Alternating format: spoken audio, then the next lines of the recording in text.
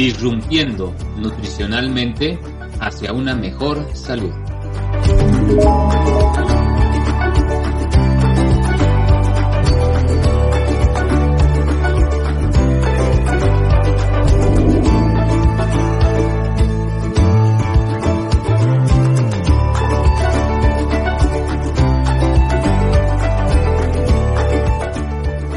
Disrumpiendo nutricionalmente hacia una mejor salud.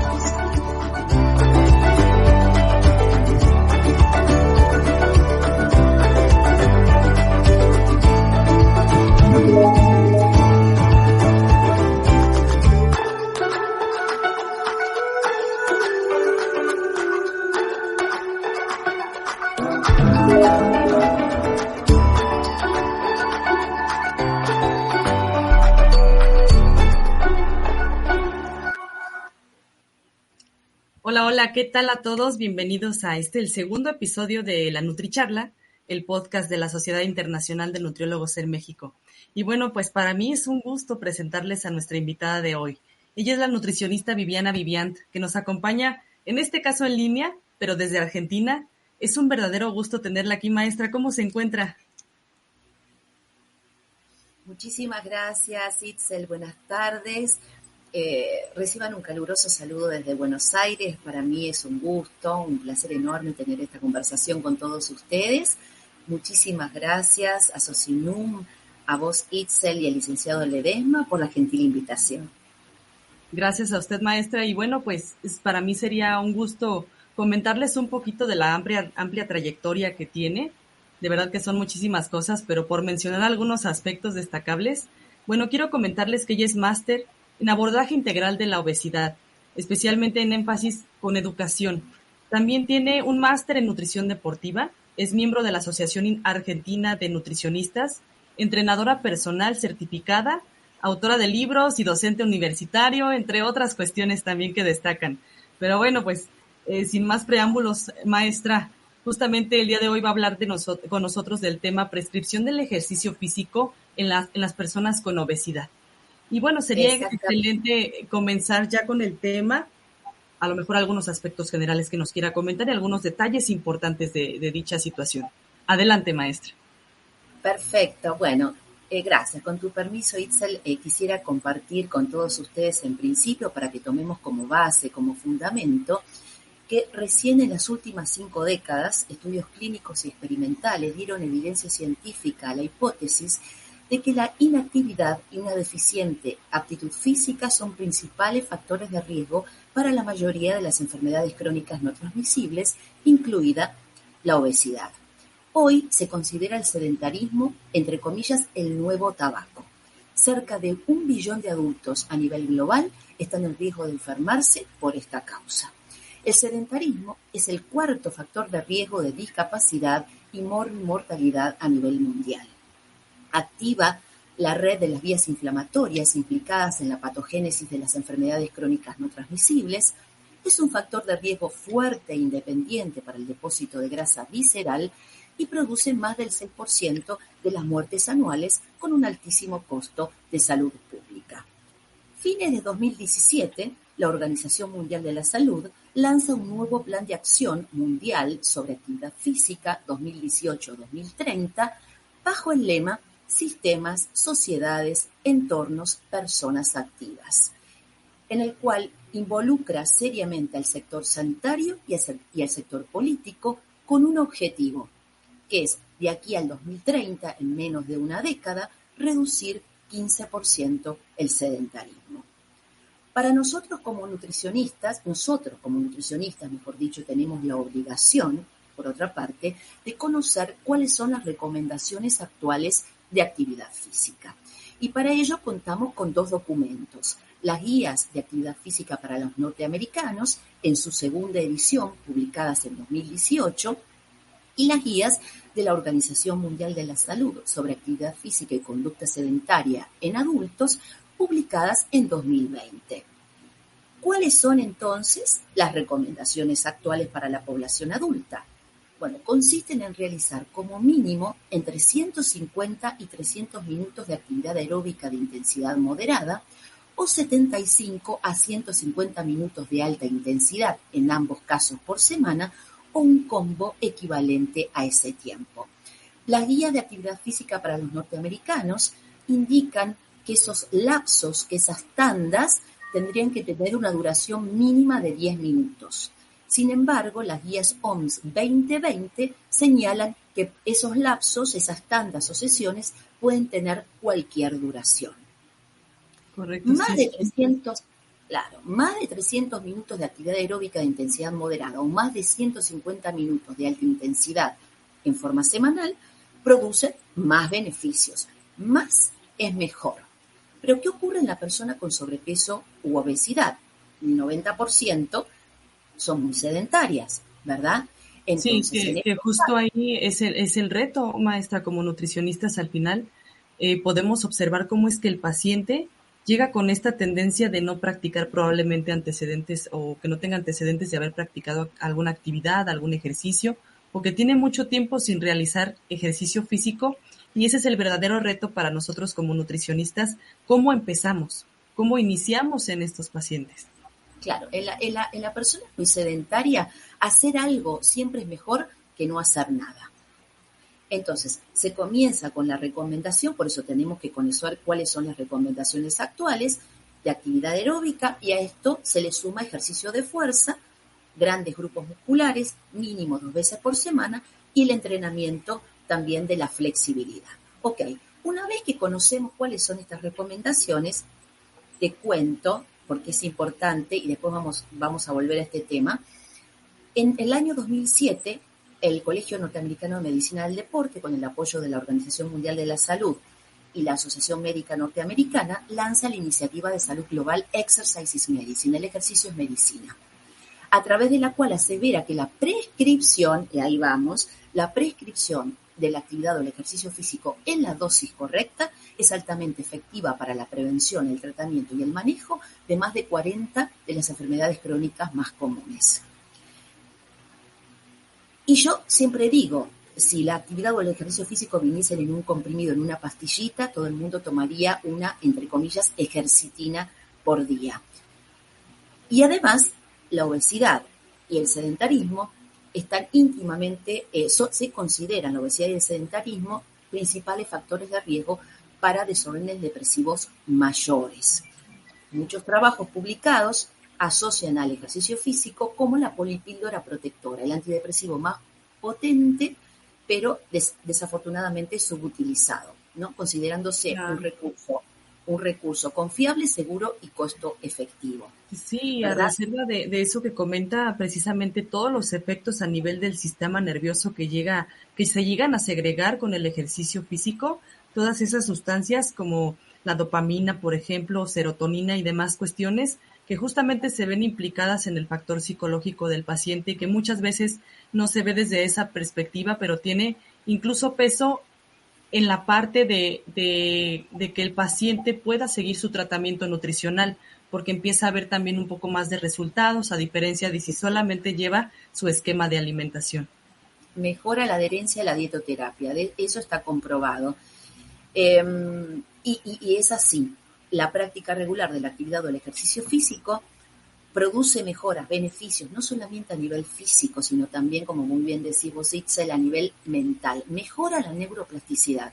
Y una mejor plasticidad neuronal contribuye o facilita a que este paciente con sobrepeso u obesidad pueda tener mayores posibilidades de realizar cambios progresivos, pero definitivos en sus hábitos alimentarios y su estilo de vida en general. Esta iniciativa de salud global, el ejercicio es medicina, apunta a incentivar a todos los profesionales de la salud, independientemente de su especialidad, a que evalúen y registren la actividad física como signo vital durante la consulta y a que concluyan la misma con una adecuada prescripción. Y por supuesto podemos trabajar en interconsulta con un profesor o un instructor de fitness certificado. ¿En qué consiste la prescripción? Es un proceso a través del cual se diseña un plan de ejercicios en forma sistemática e individualizada. Pero para que el paciente pueda adherirse a la indicación, esta tiene que cumplir con 6 características. Tiene que ser simple, clara, específica, realista, alcanzable y medible. Y le tenemos que dar todos los detalles: qué hacer, cuánto, cuándo, dónde, cómo, utilizando los 4 descriptores principales de la dosis: FIT, frecuencia, intensidad, tiempo y tipo de ejercicio. A partir de esta charla, ustedes tienen que saber que decir simplemente señora, haga ejercicio, señor, salga a caminar, no es correcto, es muy ambiguo y el paciente no lo va a cumplir. Tenemos que aprender, formarnos y capacitarnos en lo que es la prescripción, ¿sí? Para poder definir una intervención, y tiene que ver con lo que vos me consultabas anteriormente, para poder definir una intervención tenemos que conocer en qué estadio del cambio se encuentra este paciente, utilizando el modelo transteórico del cambio de Prochaska y Di Clemente. No es lo mismo una persona que está en la fase precontemplativa, donde está negando. Ahí, en todo caso, le brindaremos un consejo muy simple, muy sencillito, para que se anime a dar el primer paso, que haya llegado a la etapa de decisión o preparación, donde ya ve que las ventajas superan a las desventajas y hay un compromiso para actuar en el corto plazo. En este caso, ya podemos hacer una prescripción que sigue siendo sencilla, simple, agradable e individualizada. La idea, Itzel, es que a través de este proceso de enseñanza-aprendizaje logremos que la motivación pese más que las excusas. Sí, justo porque no podemos arrancar de lleno como tal en toda esta parte de la actividad, especialmente si hay una cierta renuencia.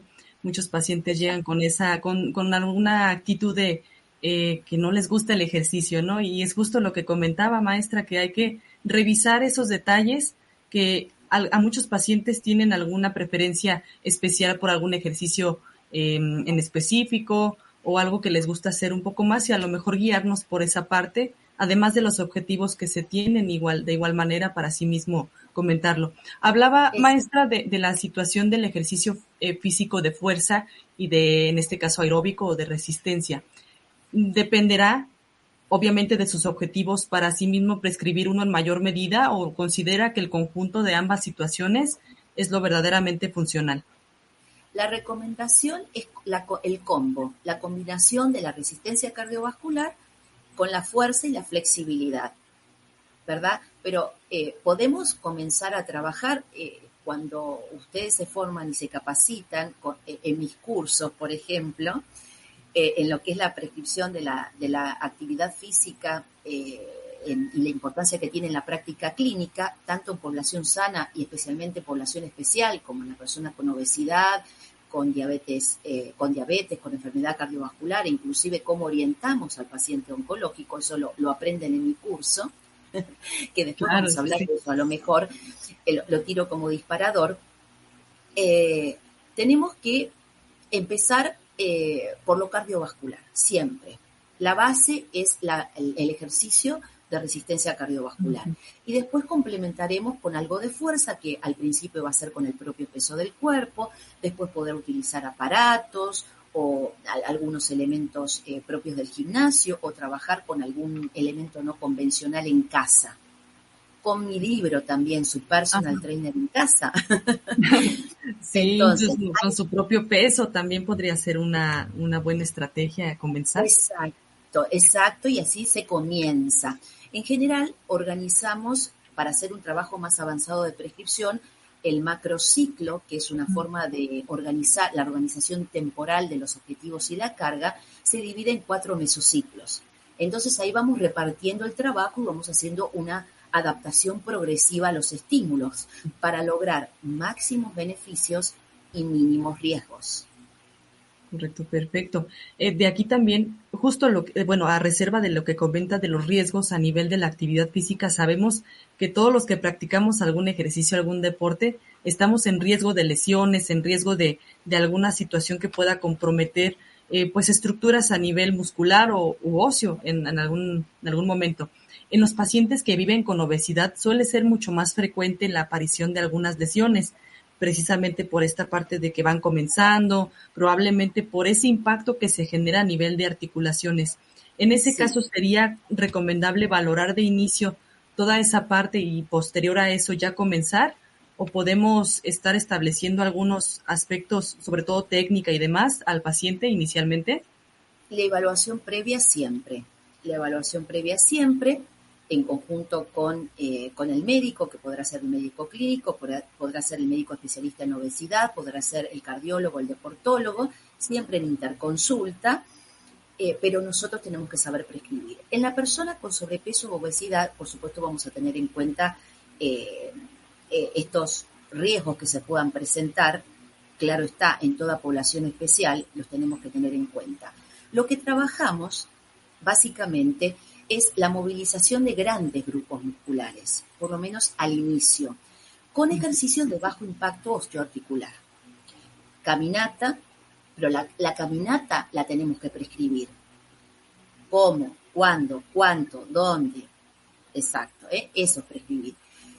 Caminata, bicicleta estática o de paseo, elíptico, escalador, todo esto es bajo impacto, natación, remo, patín, baile, básicamente actividades de resistencia cardiovascular a una intensidad entre el 50 al 70% de la frecuencia cardíaca máxima, promedio 60%, larga duración, teniendo en cuenta que la alta intensidad está explícitamente incluida en las directrices del American College, de las guías de la Organización Mundial de la Salud y también del American Heart Association.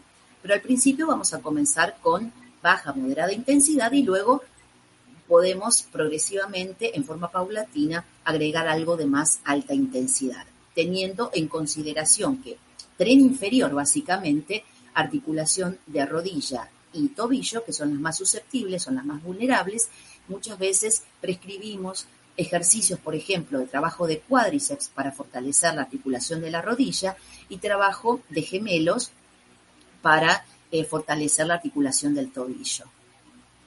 Perfecto, sí, es priorizar esta calidad muscular, ¿no? Porque de alguna manera en el paciente que vive con obesidad llega a haber algún estado incluso de malnutrición que puede estar promoviendo algún efecto a nivel muscular y por lo tanto propiciar alguna lesión, porque muchas veces los pacientes comienzan con toda la actitud, pero a lo mejor comienzan mal, que es justo la importancia de prescribir la actividad física. Comienzan mal y desisten por alguna lesión o desisten porque definitivamente comenzaron tan rápido que fue un cambio muy drástico y lo sintieron muy fuerte. Entonces, justo Claro. esa es la importancia. Y quisiera también, maestra, que nos comentara en base a su experiencia, un poquito como desde el enfoque educativo, que también tiene un alto expertise en ese sentido, cómo es que logra que los pacientes no desistan de la actividad física, porque como le digo, arrancan con mucha actitud, pero al medio camino probablemente ya van bajando esa intensidad. Es cierto, es totalmente cierto, concuerdo. Lamentablemente es una realidad, las estadísticas y la experiencia dicen que 1 de cada 10 personas sostiene la actividad física durante 6 meses. Muy poco, Sí, 1 muy de 10. poco. Pero la clave, yo le hago hacer al paciente muchísimos ejercicios. Trabajamos mucho la educación, pero escrita, con ejercicios prácticos. En el tema, no solamente la nutrición y la actividad física, porque en realidad lo que sostiene el cambio en los hábitos alimentarios, en el estilo de vida, van a ser cómo mejora sus pensamientos, sus creencias, sus emociones, sus actitudes y sus conductas. Ese es el sostén, es la base para que pueda lograr cambios en su alimentación, en su estilo de vida en general y se motive. Un punto para mí, a mi criterio, clave es enseñarle a diseñar objetivos realistas. Armar objetivos semanales realistas en el área de la alimentación y en el área de la actividad física. El objetivo tiene que plantearse de una manera, así como las características esas que yo les mencioné de las indicaciones que tenemos que dar para que haya adherencia, haya compliance. Tiene que ser muy chiquito el objetivo, tienen que ser microobjetivos para que el paciente los pueda alcanzar, los pueda cumplir y se motive, porque el nivel de motivación en este tema es clave. Como les decía, la motivación en este proceso de enseñanza-aprendizaje tiene en definitiva que pesar más que toda esa mochila de excusas que trae el paciente. Entonces me parece y me da resultado trabajar con microobjetivos. Le enseño a diseñar objetivos bien chiquitos, cuanto más chiquito mejor, para que los pueda lograr y de esa manera cuando llega a la meta cultive más motivación y pueda plantear un objetivo tal vez un poquito más ambicioso para la semana siguiente. Excelente. Un ejemplo en este caso de objetivos pequeños puede ser si realiza 10 repeticiones a la siguiente vez que realice ejercicio, realizar probablemente 11 sería un objetivo a lo mejor pues significativo. A lo mejor aparentemente es pequeño, pero significa mucho. Significa muchísimo. Ese es un buen ejemplo, pero si no simplemente con el cuentapasos, porque es importante y también son recursos motivadores los wearables, ¿no? Como el cuentapasos. El cuentapasos es fundamental, porque lo que la mayoría accede al principio es salir a caminar, pero no salir a caminar mirando vidrieras o no. Nosotros lo que vamos a prescribir es una caminata programada, ¿verdad? Ok. Entonces, tiene que utilizar esa aplicación de cuentapasos que la mayoría de los teléfonos tiene esa aplicación de cuentapasos. Me acuerdo hace unos años atrás estaba el aparatito propio, ¿te acordás? El podómetro cuentapasos. Se lo colocábamos enganchado así en la calza o lo llevábamos en la cartera o el hombre en el pantalón. Bueno, ese aparatito ya prácticamente no se usa, ya están las aplicaciones que llevan un registro, tienen una memoria, pero yo igual lo que le recomiendo al paciente es tener una libretita, un cuaderno, una agenda, donde día por día registre el número de pasos. Desde que inicia el día y al final del día se fija cuántos pasos dio y los anota por escrito. Siempre por escrito es mejor. Sí, por eso dicen que lo que no se escribe se olvida, ¿verdad? Eso, hay más compromiso cuando uno deja plasmado en un papel, ¿no es cierto? Entonces, si ayer hizo 2.000 pasos, sabe que es muy poco, porque le estamos recomendando que llegue de a poquito a los 10.000 pasos, entonces hizo 2.000 y va a querer hacer más. Si hace el día siguiente 2.500, se tiene que felicitar, lo tenemos que felicitar, porque es un gran logro. Eso es objetivo chiquitito. Y llevar un registro, un automonitoreo. Esto es muy importante en todo lo que es población especial, obesidad, diabetes, ¿no es cierto? Llevar un automonitoreo, hacer una autogestión, transformarse en el gerente de su propia salud. Sí, esto es muy interesante porque al cabo de varias repeticiones que va haciendo el paciente de su ejercicio, llega un punto en el que se vuelve una parte disciplina y eso ya lo deja perdura esa actitud a nivel de la actividad. Exacto, se va transformando en su estilo de vida. Algo interesante, importante también, es tratar de evitar que nuestro paciente utilice la actividad o el ejercicio físico solo como medio para bajar de peso. No es solo un medio para bajar de peso, porque es importante durante la etapa de descenso de peso, pero aún más importante es en la etapa de mantenimiento, donde se necesita más actividad física todavía. Entonces, es importante que se vaya entrenando en la etapa de descenso para una vez que llega al mantenimiento ya lo tenga incorporado como estilo de vida. Eso es lo importante, que lo tenga incorporado como estilo de vida. Y algo también clave que vos mencionaste en algún momento es que tengamos en consideración lo que le gusta a ese paciente, no lo que a nosotros nos parece que sería mejor o desestructurarnos un poquito de las recomendaciones generales, si bien las tenemos que conocer, desestructurarnos un poquito y aceptar lo que más le gusta, porque lo que le gusta es lo que va a sostener, es a lo que le va a dar continuidad. Si nosotros le prescribimos algo que nos parece mejor, pero que a él o a ella no le gusta, no lo va a sostener en el tiempo. Sí, sí, sí, justamente. Maestra, pues un verdadero gusto que esté aquí con nosotros. De igual manera aprovechamos también tenerla aquí porque que nos comente un poquito acerca de los cursos que normalmente suele dar, que esa reserva precisamente de todo este tema que hemos tratado y otros temas a nivel de nutrición deportiva que verdaderamente tienen una calidad de maestría. Básicamente son intensos en cuestión de información, pero con esa calidad que caracteriza a una maestría. Si nos puede comentar algo relacionado a esto, maestra. Sí, muchísimas gracias, Itzel, por darme un espacio para compartir esto que hago, que me apasiona, que es la docencia, con 3 temas de mi expertise. Un curso, son todos cursos intensivos, como muy bien vos mencionaste. Uno de ellos, y en relación a lo que estamos abordando en este conversatorio, es sobre promoción y prescripción de la actividad física para nutricionistas, lo que el nutricionista debe saber.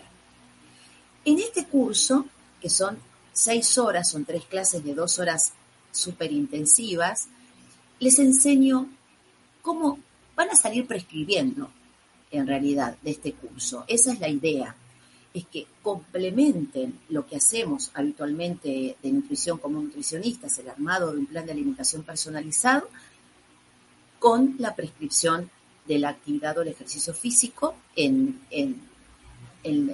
los pacientes, sean pacientes sanos o población especial, ¿no? Temas se abordan desde todas las aristas. Son clases realmente heavy, como diría yo, Sí. donde obviamente llenas. Ajá. todo tiene su sustento científico. Y Claro. les muestro en la primer clase, es bastante así, con muchísima información, las 3 clases, pero la primera donde les muestro todo lo que es el fundamento científico, la evidencia científica, los últimos trabajos. Después vemos todo lo que es promoción, que se está haciendo a nivel mundial, que se hace aquí en Argentina. Y después ya en la última clase vemos específicamente bajo los lineamientos y las directrices del American College, con esta iniciativa Exercise is Medicine, cómo trabajar la prescripción en la persona con obesidad, con diabetes, con enfermedades cardiovasculares y en el paciente oncológico. Súper, súper completo. Después hay otros 2 temas, son otros 2 cursos también intensivos. El otro tema es nutrición, hidratación y suplementación en el deporte, todo lo que es bases y fundamentos. Bueno, también con los últimos trabajos vivo actualizando este curso. Cada vez se hace más grande, porque son también 6 horas, 3 clases de 2 horas, así. Uh-huh. Así a toda máquina, ¿verdad? Pero siempre tenemos un espacio para intercomunicarnos, de consultas y de comentarios, por supuesto, para que haya un feedback. Bueno, súper completo porque tenemos nutrición, hidratación y suplementación, todo lo último. Y el otro curso es sobre educación con enfoque integral centrado en la persona en el manejo de la obesidad, que es mi otra especialización. Y aquí, como en algún momento de la charla comenté, no solo cómo se trabaja, que ustedes lo saben muy bien, pero les puedo mostrar a nivel transdisciplinario cómo trabajamos la nutrición, la actividad física, un poco ya les conté hoy en este conversatorio, pero más allá de esto, cómo abordar los pensamientos, las creencias, las emociones, conductas y actitudes. El trabajo en interconsulta continua con el psicólogo, el psiquiatra, el médico especialista en obesidad. Y con, en todo caso, el entrenador o el profesor o el instructor que trabaje en conjunto con el equipo. Es decir, ¿cómo trabajamos todo esto? ¿Cómo se aborda? Es un tema nuevo, porque dirán, ay, pero a mí no me alcanza el tiempo de la consulta para abordar lo nutricional. ¿Cómo hago ahora para incluir la prescripción de la actividad física? Y en todo caso, ¿cómo hago para el trabajo de los pensamientos, las creencias? se hace, porque si no se puede hacer en la consulta presencial, se hará en forma virtual. Podemos hacer o enviar por distintas vías ejercicios que yo les enseño, los ejercicios que practico con mis pacientes, cantidad de ejercicios para que ustedes también apliquen en relación a todo este sostén, como le digo yo, ¿no? De cómo de a poquito cambiar pensamientos, creencias, actitudes, conductas y emociones. Porque si el paciente mejora esa parte, va a lograr cambios en sus hábitos alimentarios y va a ir saliendo del sedentarismo. Bueno, Sí, son cursos así, intensivos. Es cierto que espero que podamos realizar, aunque sea uno de ellos, con ustedes, Itzel. Tenemos que tener la aprobación del presidente, de nuestro licenciado. Sí, le mandamos un saludo, por cierto, al nutriólogo Ledesma. Claro. Y sí, claro que sí, maestra, pues justamente ante eso, preguntar a la audiencia si alguno de los 3 temas que comentó ahorita la maestra les interesa más conocer y podríamos estarlo trayendo en algún momento con la experta, que mejor que sea de esa manera y tener acceso a dicho curso, ¿no? Ya lo estaríamos gestionando, pero sí sería interesante conocer qué aspecto, qué tema les llama un poco más la atención y llevarlo a cabo, sin duda. Claro. Y ¿sabemos cuántos participantes, cuánta gente tenemos del otro lado, Itzel, ahora en este momento? En este momento no puedo visualizar, ya una vez que esté, hasta que entre a las plataformas, pero sí, Claro. justo ya, quedan comentarios abiertos para si alguien quiere realizar una pregunta o una respuesta con lo que estamos preguntando ahorita, adelante. Entonces, Sí, con mucho gusto, con confianza y sin vergüenza. Pregunte. exactamente, maestra. Pues bueno, de momento quisiera ya despedirnos para finalizar este gran episodio que tuvimos el día de hoy. Recordarle que pues es un verdadero honor tenerla aquí con nosotros. Muchas gracias por aceptar la invitación a este podcast, a este episodio ya de la 4ª temporada. Sin duda esperamos escucharla en más ocasiones y, cómo no, en el curso por acá en México. Sería un verdadero gusto. Ay, sí, un placer y un honor, realmente. Ojalá que así sea, que los haya logrado motivar, animar a los colegas que están del otro lado para que se interesen en este tema de prescripción de actividad física que tiene una gran importancia, un gran peso en la práctica clínica.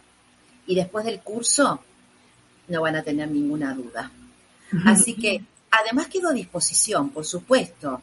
Me pueden buscar en las redes sociales y consultarme lo que gusten. A entera disposición para ustedes. Muchísimas gracias, Itzel. Muchísimas gracias al licenciado Ledesma. Gracias, Osinum.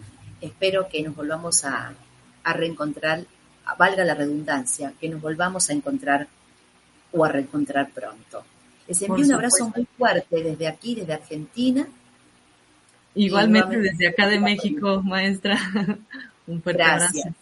Nos despedimos entonces y muchísimas gracias también a todos los que nos ven y nos escuchan. Quedamos pendientes para el próximo martes con un nuevo episodio y bueno, pues nos vemos el próximo martes. Hasta luego. Que estén muy bien. Buenas tardes. Chao.